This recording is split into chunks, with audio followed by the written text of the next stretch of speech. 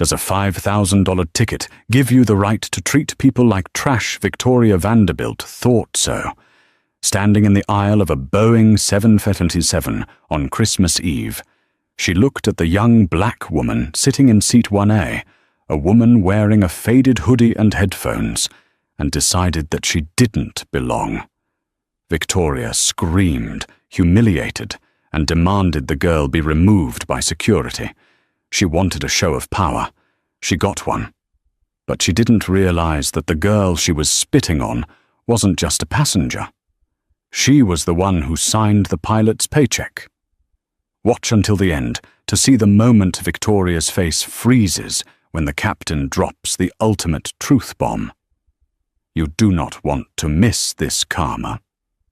The snow was coming down hard over John F. Kennedy International Airport, blanketing the tarmac in a sheet of white that threatened to delay every flight out of New York.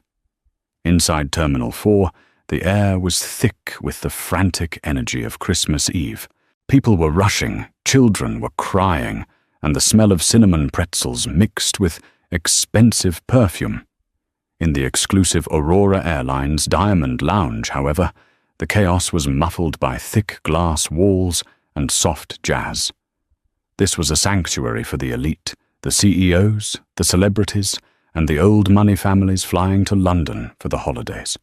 Maya Sterling sat in a corner armchair far away from the buffet and the bar. To the casual observer, Maya looked like she had gotten lost on her way to the economy gate. She was 26 years old, with her hair pulled back in a messy bun, wearing a pair of grey sweatpants and an oversized vintage university hoodie that had seen better days. She was curled up with a beaten-up leather journal, scribbling notes with a cheap ballpoint pen. She looked tired, but Maya wasn't just tired. She was exhausted. She had spent the last 6 months orchestrating a hostile takeover defense of her late father's company, Aurora Airlines. She had fought board members, navigated legal loopholes, and barely slept. Today was supposed to be her victory lap, a quiet flight home to London to visit her father's grave. She didn't want to be the CEO today. She just wanted to be Maya.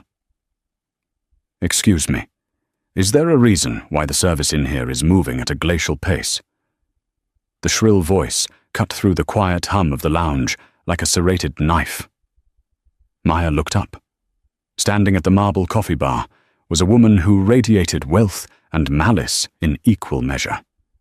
Victoria Vanderbilt was in her mid-40s, dressed in a white cashmere coat that probably cost more than a mid-sized sedan.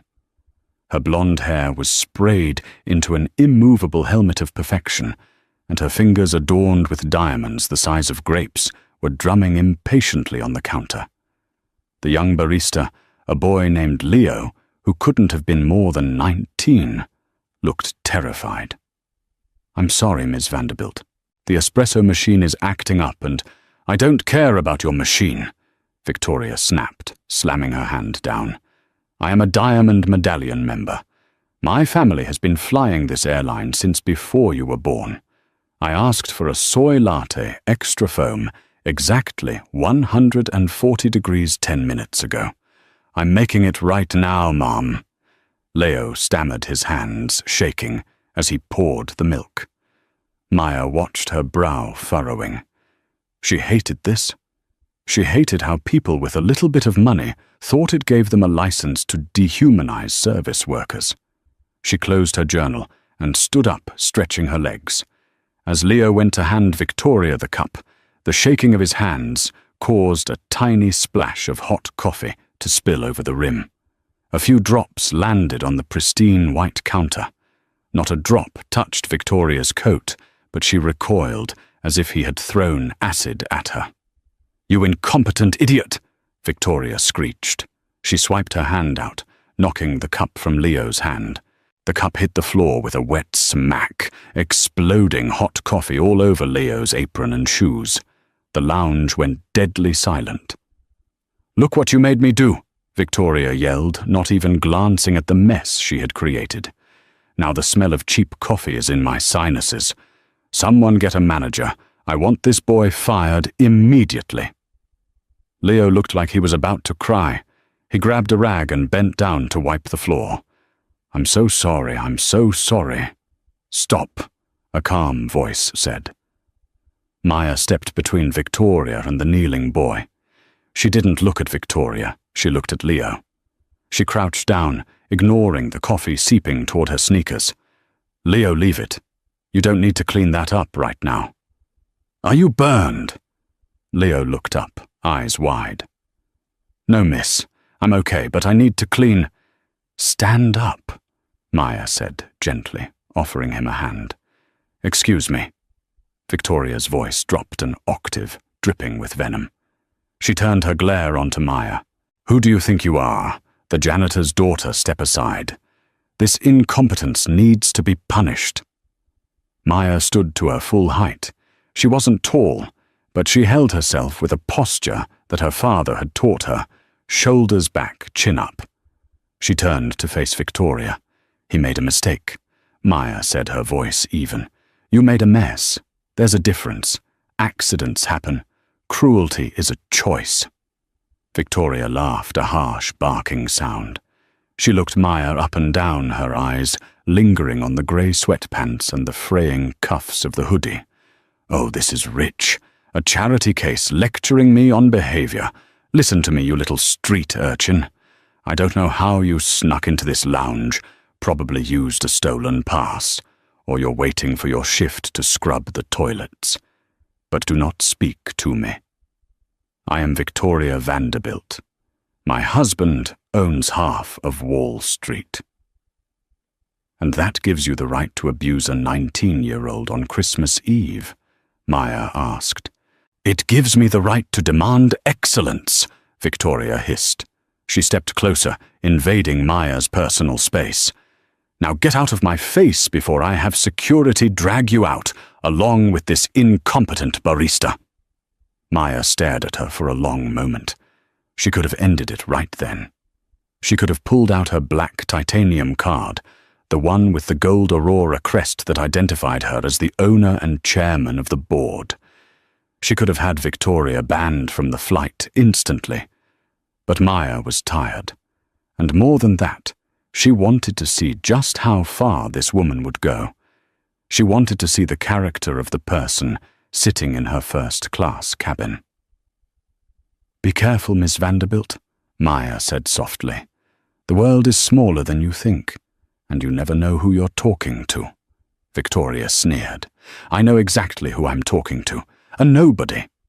She turned her back on Maya and snapped her fingers at another staff member. "You get me a manager. Now." Maya sighed, gave Leo a reassuring nod and walked back to her seat. She picked up her phone and sent a quick text to the head of in-flight services. Text to Marcus Chief Purser. "Boarding soon. Keep an eye on seat 1B. She's going to be a handful. Let's handle it by the book for now." The reply came instantly. Text from Marcus. "Copy that, Ms. Sterling. We're ready for you in 1A. Sorry about the delay." Maya put her phone away. The storm outside was raging, but the storm inside the plane was just beginning. The boarding announcement for Flight 818 to London Heathrow came over the speakers crisp and professional. "We are now inviting our first-class passengers and Diamond Medallion members to board at Gate B12. Victoria Vanderbilt was the first one at the podium. She had refreshed her lipstick, adjusted her coat, and wore a look of supreme self-importance. She scanned her boarding pass with an aggressive beep and swept down the jet bridge without acknowledging the gate agent. Behind her, Maya gathered her backpack. She waited until the initial rush of suit-wearing businessmen had passed before she approached the gate. "Happy holidays, Ms. Sterling," the gate agent whispered, with a knowing smile glancing at her screen, which flashed a special Owner VVIP tag that was invisible to the public-facing screen. "Merry Christmas, Sarah." Maya smiled back, winking. "Just a normal passenger today." "Shh." Sarah nodded. "Understood. Have a safe flight." Maya walked down the jet bridge. The cold air from the gap between the bridge and the fuselage nipped at her face. As she stepped onto the plane, the warmth of the cabin hit her, along with the scent of fresh pine, a special touch Aurora Airlines added during the holidays. The first-class cabin was the jewel of the fleet. It featured only 8 private suites, arranged in a 1-2-1 configuration. Each suite had a sliding door, a lie-flat bed, and a 30-inch entertainment screen. It was the epitome of luxury. Maya's seat was 1A, the prime spot on the left side of the plane, offering the most privacy. As she walked down the aisle, she saw Victoria settling into seat 1B. 1B was directly across the aisle from 1A.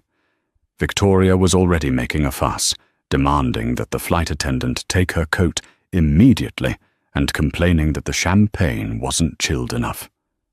Maya kept her head down and slipped into suite 1A. She tossed her backpack into the overhead bin and sat down, pulling her legs up and getting comfortable. She put her noise-cancelling headphones around her neck, ready to tune out the world. "Excuse me." The voice came from across the aisle. Maya didn't react immediately. "Hey, you hoodie girl." Maya turned her head slowly. Victoria was leaning out of her suite, staring at Maya with a look of absolute incredulity. "Are you talking to me?" Maya asked. "Yes, I'm talking to you," Victoria snapped. "What do you think you are doing?" "I'm sitting in my seat," Maya replied calmly. Victoria scoffed, looking around to see if anyone else was witnessing this absurdity. "Your seat." "This is first class, honey. The crew rest area is in the back near the toilets. Or did you get confused and turn left instead of right? I'm in seat 1A, Maya said, pointing to the placard on her suite door. My boarding pass says 1A. Victoria unbuckled her seatbelt and stood up, towering over the seated Maya. Don't lie to me. I know how this works. Airlines upgrade people sometimes when economy is full, but they don't put people like you in 1A. That seat is reserved for diplomats, CEOs, and legitimate VIPs, not whatever you are. Ms. Vanderbilt, please sit down. A male voice cut in. It was Marcus, the chief purser. He was a tall man with impeccable posture and a sharp uniform. He had worked with Maya's father for 20 years and had known Maya since she was a child. He was one of the few people on board who knew exactly who she was. Victoria spun around to face him. Ah, finally. A flight attendant. You need to remove this person. She's clearly in the wrong seat, and quite frankly, her appearance is disturbing the ambiance of the cabin. I paid $5,000 for this ticket, and I didn't pay to sit across from a vagrant. Marcus kept his face perfectly neutral, though Maya could see a muscle twitching in his jaw. Mom, I checked this passenger's boarding pass myself. She is in her assigned seat. Then there's been a mistake in your system. Victoria insisted, her voice rising in volume. Other passengers in the cabin, a tech mogul in 2A and a famous actress in 2K, were starting to watch, peering over their privacy dividers. There is no mistake, Marcus said firmly. Please take your seat so we can finish boarding. Victoria's face turned a shade of crimson. She wasn't used to being told no. She looked at Maya, who had opened her journal again and was ignoring her. The disrespect was palpable. I see what this is, Victoria spat. Affirmative action, boarding is that you're letting her sit here for diversity points. The cabin went silent. The racism wasn't even veiled anymore. It was out in the open, ugly and raw. Maya looked up from her book. Her eyes were cold. You should sit down, Victoria. You're embarrassing yourself. Don't you dare tell me what to do, Victoria shrieked. I know the game. You probably used miles, or you're an employee using a buddy pass. Well, I am a revenue customer. I pay cash. That makes me more important than you, and I want that seat. You want my seat? Maya asked, raising an eyebrow. Why 1B is identical to 1A? Because 1A is the primary seat, Victoria yelled. It's the prestige seat, and I don't want to have to look at your tacky clothes for 7 hours. I want you moved to economy where you belong. If you can't afford a proper coat, you certainly can't afford to be here. Victoria turned back to Marcus. Here is what is going to happen. You are going to move her to the back. If you don't, I will call your corporate office right now. I know people. I can have your job. I can have this girl banned. Marcus looked at Maya, waiting for a signal. Maya gave a barely perceptible shake of her head. Not yet. Miss Vanderbilt, Marcus said, his voice dropping to a steely warning tone. We are about to close the doors. You have 2 choices. Sit in 1B and be quiet or deplane. This is your final warning. Victoria gasped. She looked around the cabin, seeking allies. Can you believe this? She asked the tech mogul in 2A. They are threatening me to protect her. The tech mogul put his headphones on, pointedly ignoring her. Furious, Victoria slammed herself down into seat 1B. Fine, she hissed. But this isn't over. Once we are in the air, I'm getting the captain. And you, she pointed a manicured finger at Maya. You better enjoy that champagne, because it's the last nice thing you're ever going to touch. Maya didn't respond. She just turned her head to look out the window at the falling snow. She felt a deep sadness in her chest. It wasn't anger she was used to, people underestimating her. But it was a sadness that people like Victoria existed, people who measured human worth by the label on a coat. The plane pushed back from the gate. The engines roared to life. Victoria spent the taxi sequence furiously typing on her phone, muttering about lawsuits and firing squads. Maya closed her eyes. She knew that once the seatbelt sign turned off, Victoria was going to escalate. And Maya would be ready. The trap was set. Victoria just had to walk into it. The seatbelt sign pinged off 10,000 feet above the Atlantic. The cabin crew immediately sprang into action, the soft clinking of china and crystal filling the first-class cabin. For the first hour of the flight, an uneasy truce hung over the aisle between seats 1A and 1B. Maya had reclined her seat slightly, her laptop open on the tray table. It was a sleek, unbranded prototype, one of the perks of owning a company that invested heavily in tech partnerships, and she was reviewing the quarterly fuel hedging reports. Victoria, meanwhile, was on her 3rd glass of Dom Perignon. The alcohol wasn't mellowing her out, it was sharpening her edges. She sat stiffly watching Maya with the predatory intensity of a hawk circling a field mouse. Every time Maya typed a sentence, Victoria huffed. Every time Maya took a sip of water, Victoria rolled her eyes. Marcus. Victoria snapped, waving her empty glass in the air without looking up from her magazine. Marcus appeared instantly, his face a mask of professional patience. Yes, Miss Vanderbilt. Another refill. Obviously, she sneered. And take this ramekin of nuts away. They are room temperature. I specifically like my cashews warmed. Is it so hard to get good help these days? I apologize, ma'am. I'll warm them for you. As Marcus reached for the dish, Victoria leaned in, lowering her voice to a stage whisper that was clearly meant to be carried across the aisle. And while you're at it, can you spray some air freshener? There is a distinct smell of poverty wafting from across the aisle. It's ruining my vintage Cabernet. Maya didn't look up from her screen, but her fingers paused on the keyboard. She took a deep breath. Let her dig, she told herself. Just let her dig. I don't smell anything, Ms. Vanderbilt, Marcus said tightly. Perhaps it's the recycled air. Don't play coy with me, Victoria hissed, glancing at Maya. Look at her. She's probably never seen the inside of a plane before, let alone first class. She's typing away on that computer like she has a job. It's adorable, really. Probably playing solitaire. Maya turned her head slowly. She removed her noise-cancelling headphones and met Victoria's gaze. "Actually," Maya said, her voice calm and articulate, "I'm reviewing the Q4 logistical spread for transatlantic cargo routes, but solitaire is fun too." Victoria blinked, caught off guard by the jargon, but she recovered quickly, her face twisting into a mocking smile. "Oh, listen to you. Using big words. Did you learn those at community college?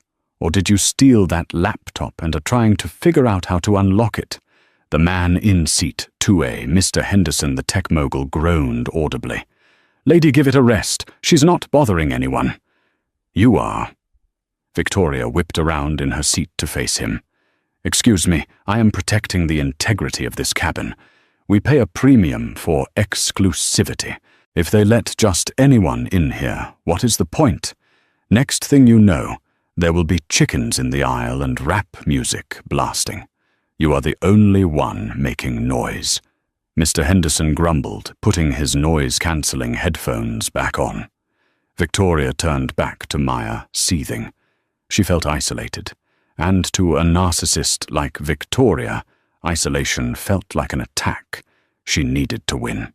She needed to prove that Maya was lesser. Dinner was served shortly after. The flight attendants brought out the signature dish, lobster thermidor with a side of truffle risotto. Maya ate politely, thanking the crew for every refill of water. Victoria, however, dissected her food like a coroner, looking for a cause of death. "This lobster is rubbery," Victoria announced, loudly pushing her plate away. "It's inedible. Take it back." "I'm sorry to hear that," the flight attendant said. "Would you like the filet mignon instead?" "No," Victoria said. "I want her meal." She pointed a manicured finger at Maya's half-eaten plate. The cabin went still. Maya looked at her plate, then at Victoria. "Excuse me." "You heard me," Victoria said, her eyes glittering with malice. "You clearly don't appreciate fine dining. You're eating it like it's fast food. Give me her plate. It looks like she got the only decent piece of lobster on this plane." "Ms. Vanderbilt," Marcus interjected, stepping into the aisle, his voice firm. "We cannot serve you another passenger's food. That is a health violation and frankly absurd. I can get you a fresh meal from the galley." "I don't want a fresh meal.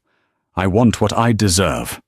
Victoria slammed her fist on the tray table, causing her silverware to rattle. "Why is she getting better treatment than me? I am a Diamond member. Who is she? Nobody. She's a placeholder." Maya wiped her mouth with her linen napkin and placed it gently on the table. She turned to Victoria, her expression unreadable. "You know," Maya said softly, "you complain about the quality of the service, the food, and the company. But you seem to be the only miserable person here. Maybe the problem isn't the airline, Victoria. Maybe the problem is you." Victoria's mouth fell open.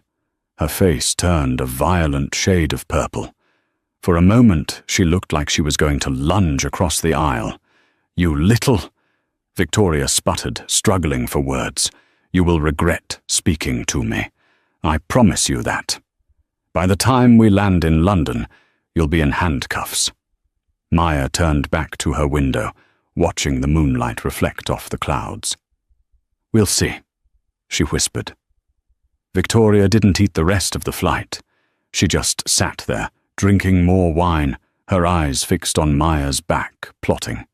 The air in the cabin was thick with tension, a rubber band pulled so tight it was bound to snap. And snap it did, 3 hours later. The cabin lights had been dimmed to a soothing indigo blue. Most passengers had converted their seats into beds and were asleep. The drone of the engines was a hypnotic hum. Maya had put her laptop away and was dozing lightly, a blanket pulled up to her chin. She needed the rest. The last few weeks of board meetings had drained her. She woke up with a start.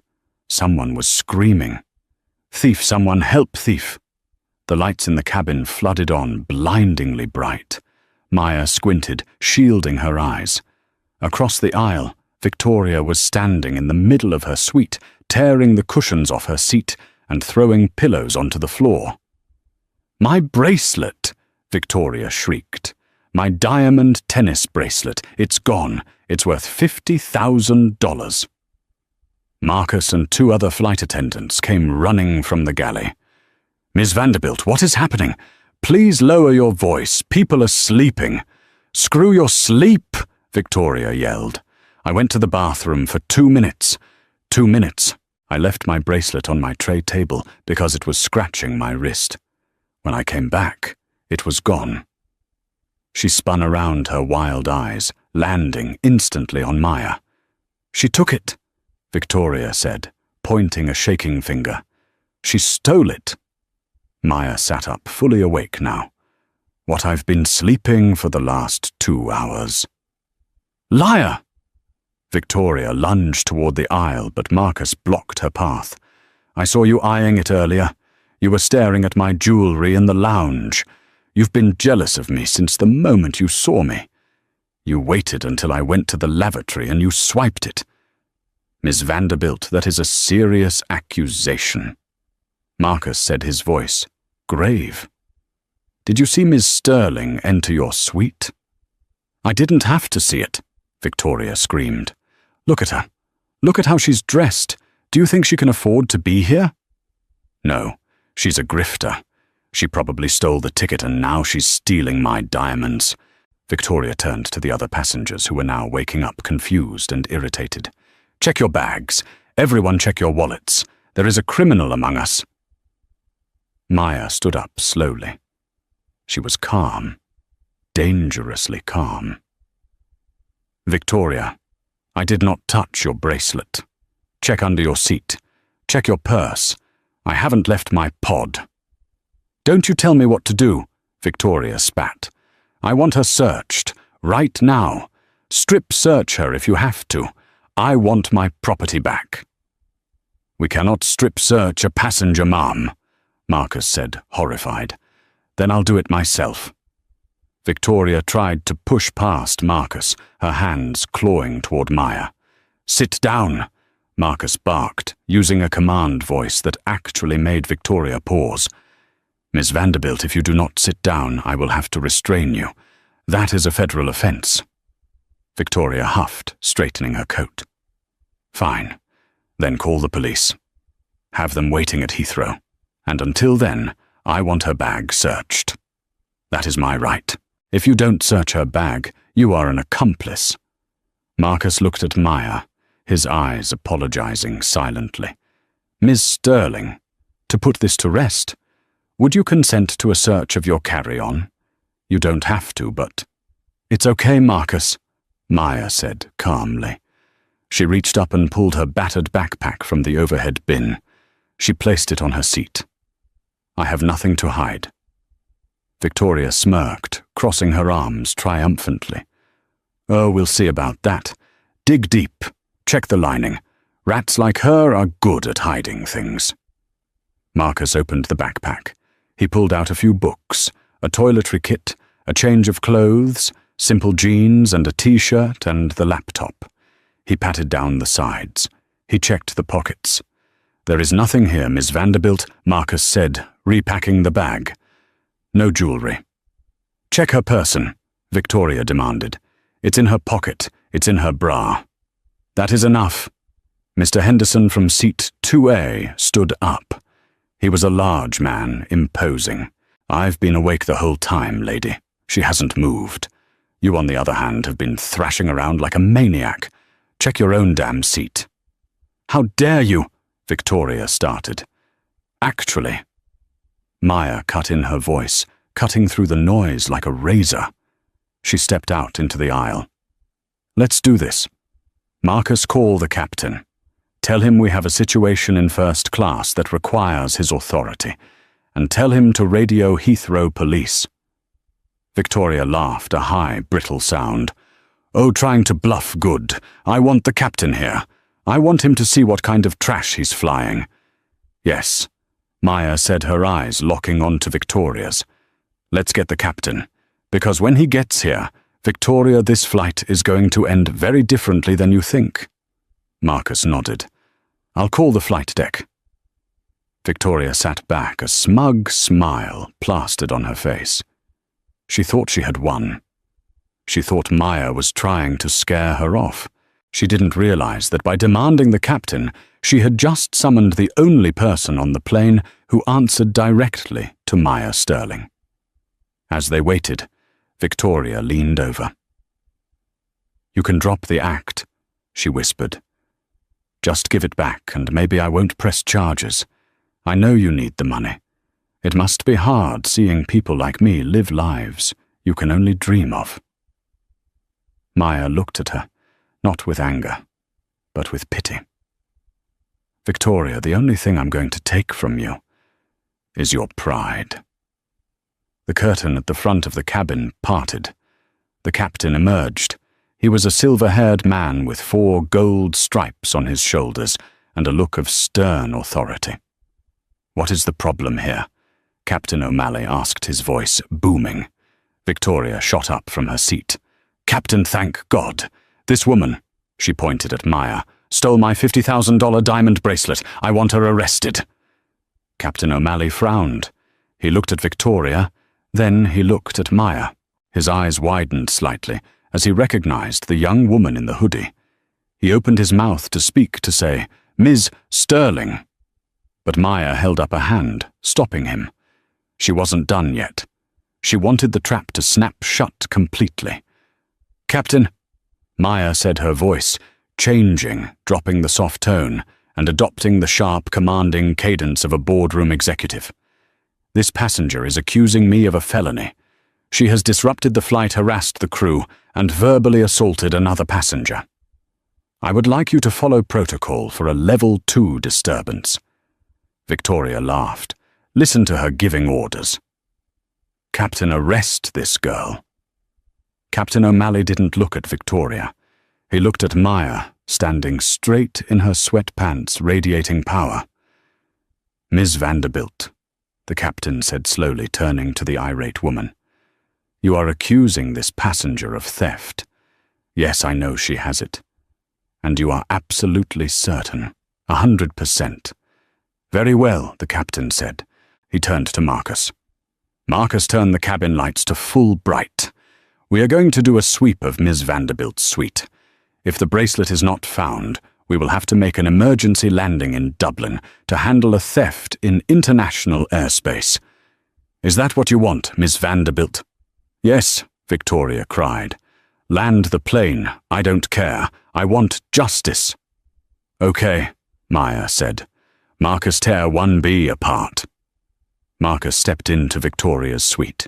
He lifted the cushion she had been sitting on. He checked the floor. Then he reached into the side pocket of the seat, the one meant for magazines. He paused. Slowly, Marcus pulled his hand out. Dangling from his fingers was a glittering diamond tennis bracelet. "Is this it?" Marcus asked. The cabin went deadly silent. Victoria froze. She stared at the bracelet. I checked there. I checked." "It was wedged in the literature pocket," Marcus said coldly. "You didn't lose it. You misplaced it. Or perhaps," he raised an eyebrow, "you hid it there to frame someone." "I didn't," Victoria stammered, her face losing all color. It must have slipped." "You demanded an emergency landing," Mr. Henderson shouted from behind. "You accused that girl of a felony because you can't keep track of your jewelry." "It was a mistake," Victoria yelled. "Fine, I found it. Happy now, go away." She snatched the bracelet from Marcus and sat down, trying to dismiss the captain of the aircraft. "Service is over. Leave me alone." "I'm afraid it's not that simple," Maya said. Maya stepped forward, blocking Victoria into her seat. "You accused me of a crime," Maya said. "You demanded I be strip-searched. You humiliated the staff. And now you think you can just say, 'Oops,' and go back to drinking your wine. I said I was sorry." Victoria rolled her eyes. What do you want money here?" She reached into her purse and pulled out a $100 bill. She threw it at Maya. It fluttered to the floor. "Buy yourself a new hoodie. Now get out of my face." Maya looked at the money on the floor. Then she looked at Captain O'Malley. "Captain," Maya said. "I think it's time." Captain O'Malley nodded. He stood at attention, facing Maya. "Yes, ma'am. How do you want to proceed?" Victoria frowned, looking between them. "Ma'am. Why are you calling her ma'am?" Maya reached into her back pocket. She didn't pull out a weapon. She pulled out a thin black titanium ID card with a holographic chip. She clipped it onto her hoodie. It read, "Maya Sterling, owner and CEO, Aurora Airlines." Victoria squinted at the badge. She read it once, then twice. The blood drained from her face so fast she looked like a corpse. "No," Victoria whispered. That's fake." "Captain O'Malley," Maya said, her voice ringing with authority. "Who signs your paychecks?" "You do, Ms. Sterling," the captain replied loud and clear. "And who owns this aircraft? The Sterling family, ma'am. Specifically, you." Maya turned back to Victoria. The silence in the cabin was heavy, suffocating, and delicious. "You told me I didn't belong in seat 1A, Maya said, leaning down so she was nose to nose with the terrified woman. "Victoria, I own seat 1A. I own seat 1B. I own the seat you're sitting in, the champagne you're drinking, and the plane we are flying in. I am Aurora Airlines." Victoria's mouth opened and closed like a fish out of water. I didn't know. I thought..." "You thought I was poor," Maya finished for her. "And because you thought I was poor, you thought I was trash. You thought you could abuse me, frame me, and discard me." Maya stood up straight and looked at Marcus. Marcus cut her off. No more alcohol, and revoke her diamond medallion status immediately. I want her banned from Aurora Airlines for life, effective the moment we touch down. "You can't do that," Victoria shrieked, panic setting in. "I'm a Vanderbilt. My husband—" "Your husband," Maya interrupted, "does business with my company. I'll be giving him a call personally to explain why his wife is now on the no-fly list. I wonder how he'll feel about you costing him his corporate discount." Victoria slumped back in her seat, defeated, humiliated, and utterly destroyed. "But we aren't done yet," Maya said. "Captain, I don't feel safe flying with this passenger. She is unstable and has attempted to frame me for a crime. I want her removed." "We are over the ocean, ma'am," the captain said, suppressing a smile. "We can't remove her until London."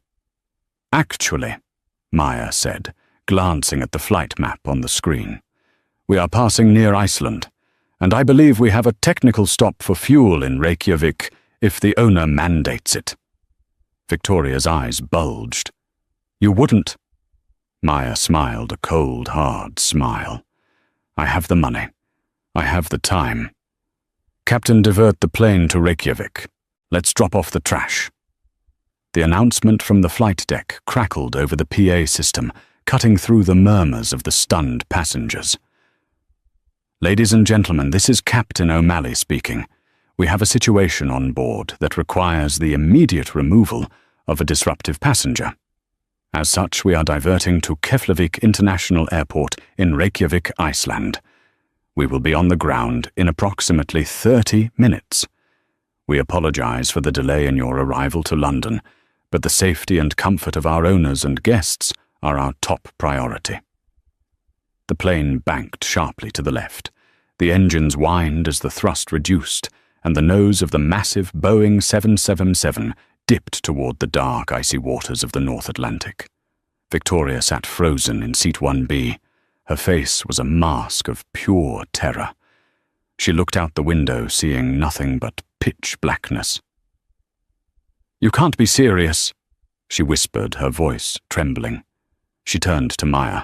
"Iceland, you're landing in Iceland. It's the middle of the night. It's freezing." Maya didn't even look up. She had reopened her journal and was calmly writing an entry.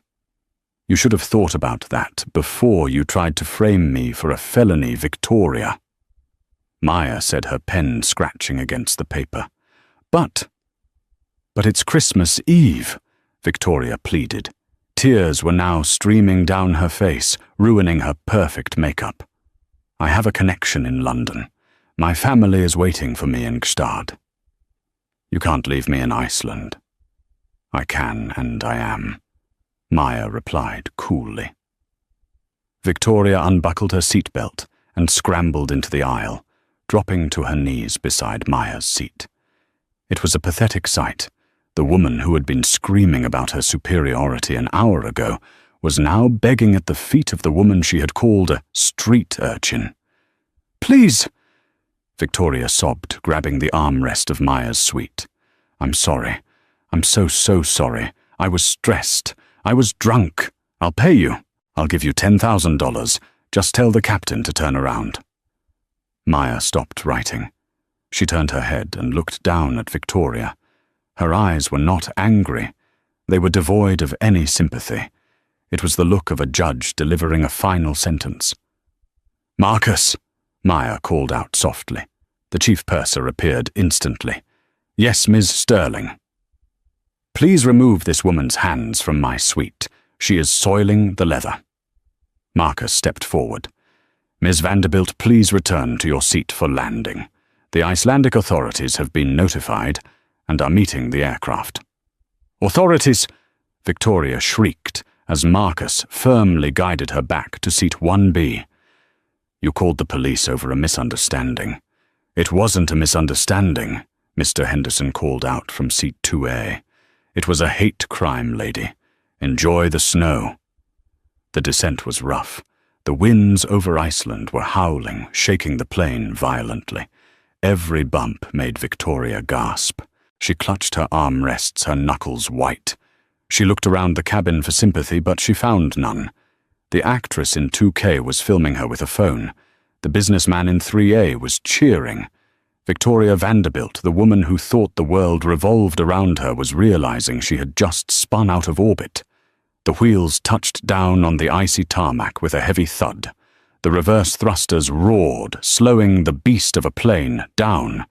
As the aircraft taxied off the main runway toward a remote stand, far away from the terminal, blue and red lights flickered in the distance. They weren't taxiing to a gate. They were stopping in the middle of the airfield. "Why are we stopping here?" Victoria whimpered. "Where is the jet bridge?" "No jet bridge for you, Victoria," Maya said, closing her journal and packing it away. "VIP treatment is over. You're getting the stairs." The sensation was immediate and violent as the heavy cabin door of the Boeing 711 swung open. The controlled, perfumed atmosphere of the first-class cabin was instantly shattered. A blast of sub-zero Arctic air roared inside, carrying with it the biting scent of jet fuel and the howling sound of the Icelandic wind. It was a physical assault, a reminder that outside this aluminum tube, nature was brutal and unforgiving. Victoria Vanderbilt shivered, pulling her white cashmere coat tighter around her throat. But the cold wasn't the only thing entering the plane. 2 officers from the Lögreglan, the Icelandic police, stepped across the threshold. They were mountain-sized men, their dark blue uniforms dusted with fresh snow, their faces grim and set in expressions of absolute zero tolerance. They didn't look like the polite airport security Victoria was used to bullying in New York. They looked like Vikings. Captain O'Malley stood by the cockpit door, his arms crossed. He didn't say a word. He simply nodded toward seat 1B. The lead officer, whose badge read Officer Gunnarsson, marched down the aisle. His heavy boots made a wet, thudding sound on the plush carpet, a jarring rhythm that silenced the entire cabin. He stopped directly in front of Victoria. "Victoria Vanderbilt." His voice was deep heavily accented, and echoed with authority. Victoria shrank back into the soft leather of her suite, clutching her purse as if it were a shield. I demand to speak to the American ambassador." She stammered, her voice trembling, but still laced with entitlement. "This is a kidnapping. You have no jurisdiction here. This is an American plane." "We are on Icelandic soil, madam," Officer Gunnarsson said, his voice flat. "And you have been identified as a threat to the safety of this aircraft. You are being removed. Now." "I am not a threat," Victoria shrieked, looking around wildly for an ally. "I am a victim, that woman." She pointed a shaking finger at Maya. "She is the one you want. She's the criminal. She hijacked this plane." Maya didn't even flinch. She sat perfectly still in seat 1A, her hands folded over her journal, watching the scene unfold with the dispassionate gaze of a judge. "Stand up," the second officer commanded, stepping forward. He unclipped a pair of heavy-duty zip ties from his belt. The sound of the plastic rattling sent a jolt of panic through the cabin. "No, you can't touch me," Victoria yelled. She grabbed the armrests of her seat, digging her nails into the expensive leather. "I paid $5,000 for this seat. I am not moving until we reach London. Do you know who my husband is? He's Richard Vanderbilt. He will buy your entire police department and fire all of you." "In Iceland we cannot be bought," Gunnarsson said coldly. He reached down his large, gloved hand, clamping onto Victoria's upper arm like a vice. With a single fluid motion, he hoisted her out of the seat. Victoria flailed her legs, kicking uselessly in the air, her expensive Italian heels scuffing the partition. "Help me!" she screamed, turning her desperate gaze to Mr. Henderson in seat 2A. "Please, you're a man of status. Don't let them do this to one of us. Help me!" Mr. Henderson slowly lowered his noise-cancelling headphones. He looked at Victoria, then at the police, and finally he looked at Maya. He picked up his glass of scotch, took a slow sip, and said, "Lady, you aren't one of us. You're a nightmare. Get off the plane." The rejection hit Victoria harder than the police officer's grip. She looked at the famous actress in seat 2K, but the woman was holding up her phone, recording every second of the meltdown, a slight smirk playing on her lips. Realizing she had no allies, Victoria turned her fury back to the source. As the officers dragged her toward the open door, she dug her heels into the carpet, forcing them to pause right next to Maya's suite. Victoria's hair was a mess, her face was blotchy with tears and rage, and her composure was utterly destroyed. She leaned over, spitting her words at the young woman in the hoodie. "You think you've won?" Victoria hissed, her voice cracking. "You think this is funny? I will sue you for every penny you have. I will ruin this airline. I will make sure you never work in this industry again." Maya slowly unbuckled her seatbelt and stood up. Even in her sweatpants, she loomed over the disheveled socialite. She leaned in close so only Victoria could hear her over the wind howling at the door. "Victoria," Maya said softly, her voice calm and terrifyingly steady. "You can't sue me for removing a passenger who filed a false police report. And you can't ruin this airline because this airline is built on respect, something you know nothing about. Enjoy Iceland. I hear the northern lights are beautiful from a jail cell." Victoria started to scream, but Officer Gunnarsson had had enough. "That is enough!" the officer barked. He yanked her toward the door. The transition from the cabin to the outside was brutal. They stepped onto the mobile metal staircase that had been rolled up to the plane. There was no covered jet bridge here. Just open-air darkness and a blizzard. The wind hit Victoria like a physical blow, nearly knocking her off her feet. It whipped her perfectly styled blonde hair into a frenzy, plastering it across her face. The snow was falling hard, thick, wet flakes that instantly soaked into her cashmere coat. "Move," the officer ordered, nudging her down the metal steps. Victoria looked down. The stairs were covered in a thin layer of rime ice. She took a step, her high heel skidded on the metal grate, and she let out a shriek as she slipped. She grabbed the freezing cold handrail with her bare hands to stop herself from tumbling down. "My coat! It's getting wet!"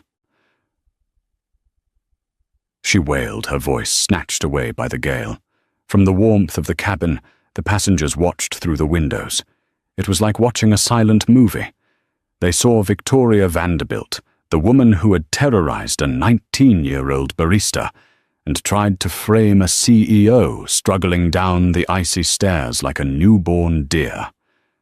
Halfway down, a gust of wind caught her wide-brimmed designer hat, the one she had worn with such smug superiority in the lounge. It ripped from her head and tumbled away across the dark tarmac, disappearing into the snowstorm. Victoria reached for it, almost falling again, but the officer pulled her upright. "Leave it," the officer said. "Get in the van." At the bottom of the stairs there was no limousine. There was no warm town car. There was only a boxy utilitarian police van with its blue lights flashing rhythmically against the snow. The back doors were open, revealing a cramped metal cage. Victoria stopped at the bottom of the stairs, her feet submerged in slush. She looked up at the massive airplane one last time. She could see the warm glow of the windows. She could see the silhouette of Maya Sterling, standing in the window of seat 1A, watching her. For the first time in her life, Victoria Vanderbilt realized she was on the outside, looking in. The world she thought she owned had just evicted her. The officers didn't wait for her epiphany. They guided her firmly to the van. "Watch your head," the officer said, not unkindly but without sympathy. He guided her into the back. Victoria scrambled inside, shivering violently, her teeth chattering so hard it hurt. The officer slammed the door shut. The sound echoed across the tarmac, a heavy metallic thud that signaled the end of her reign of terror. Inside the plane, the crew worked quickly. Marcus and a flight attendant stepped to the door, grabbed the handle and pulled it shut. The latch clicked. The wind stopped howling. The cold was instantly replaced by the gentle hum of the heating system. The silence that followed was heavy, but it wasn't tense anymore. It was the silence of relief. It was the feeling of a fever breaking. Mr. Henderson let out a long, loud exhale. "Good riddance." "Is she gone?" a soft voice asked. It was the young flight attendant who had been serving the meal earlier, the one Victoria had yelled at about the lobster. "She is gone," Maya said, turning away from the window. She looked at her crew, then at her passengers. "And she won't be coming back." Maya sat back down, but she didn't look tired anymore. She looked energized. She pressed the call button. "Marcus." "Yes, Ms. Sterling." Marcus appeared looking 10 years younger, now that the source of his stress was in the back of a police van. "Tell the captain to get the de-icing trucks out here immediately. I want the wings sprayed, and this plane in the air in 20 minutes. We have a schedule to keep." Maya paused, a mischievous smile touching her lips. And Marcus opened the 1998 vintage champagne, a round for everyone in first class, and send a round of drinks and extra desserts to economy. "Tell them it's a Christmas gift from the owner." "Right away, ma'am." Outside, the orange strobe lights of the de-icing trucks illuminated the night, spraying hot glycol over the wings, washing away the ice. It was a perfect metaphor. The toxicity was being washed away, leaving the vessel clean, strong, and ready to fly. As the police van drove away into the Icelandic darkness, fading until its tail lights were just tiny red pinpricks in the storm, Maya raised her glass to the window. "Justice," she whispered, taking a sip. "Served cold." The rest of the flight to London was a dream. The crew treated Maya like royalty, not because they had to, but because they wanted to. She had stood up for Leo in the lounge, and she had stood up for dignity in the air. News of what happened spread to the economy cabin, and by the time they landed at Heathrow, Maya Sterling was a legend among the crew. As the plane descended over the twinkling lights of London, Maya looked at her reflection in the dark window. She looked tired, yes. Her hoodie was still frayed, but her eyes were bright. She wasn't just the daughter of the founder anymore. She was the CEO. She tapped her pen on her journal one last time. She wrote, "Dad, you were right. Respect is earned, not bought." Victoria Vanderbilt spent her Christmas in a holding cell in Keflavik, waiting for her husband to wire bail money. When she finally got back to New York 3 days later, she found that her husband had seen the viral video recorded by the actress in seat 2K. The video was titled, "Billionaire Karen Gets Owned by Secret CEO." It had 50 million views. Her husband filed for divorce the next morning. Victoria lost her status, her reputation, and her diamond medallion card. Maya, on the other hand, spent Christmas morning at her father's grave, placing a single white rose on the headstone. She whispered a quiet "thank you," turned up the collar of her hoodie, and walked back toward her car, ready to lead her company into the new year. Can you believe the audacity of Victoria? She really thought her money gave her the right to treat a human being like garbage. But she learned the hard way that you never judge a book by its cover or a CEO by her hoodie. If you enjoyed seeing that instant karma, hit back. Hit that like button right now. It really helps the channel. And tell me in the comments, what would you have done if you were Maya? Would you have kicked her off sooner? Make sure you subscribe and turn on notifications so you never miss a story. We post new dramas every single day. Thanks for watching, and remember, be kind, because you never know who you're talking to.